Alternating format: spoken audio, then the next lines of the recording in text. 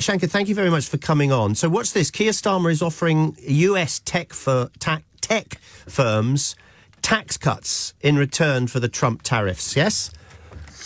Well, I think what's happening, I mean, today is obviously the big day where Trump is going to announce a series of tariffs based on unfair trade practices. So there's going to be a big report that comes out from the US Trade Representative today. I think the announcement was going to be about 3 o'clock US time. It's been pushed back to 4 o'clock US time. So I think they're still debating exactly what they're going to do as a result of this report. But you can expect big tariffs on the US's major trading partners, particularly I think the EU, China, some of the big G20 Asian countries and the UK.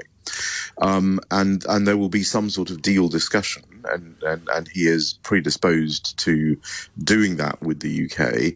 But you'll have to look at the totality of all the complaints. The one you mentioned, the digital services tax, is only one of them.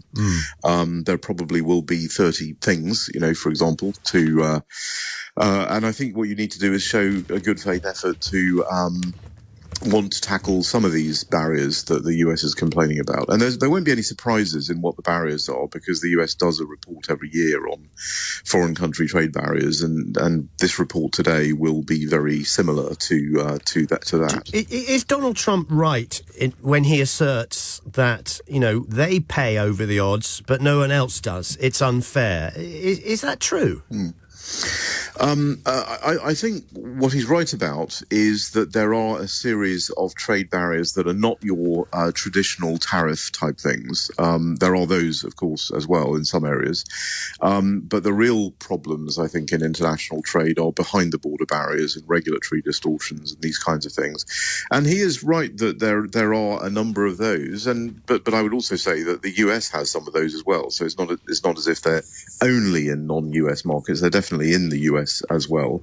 And what is true is that our efforts over the last 30 years to reduce those have not really succeeded at all.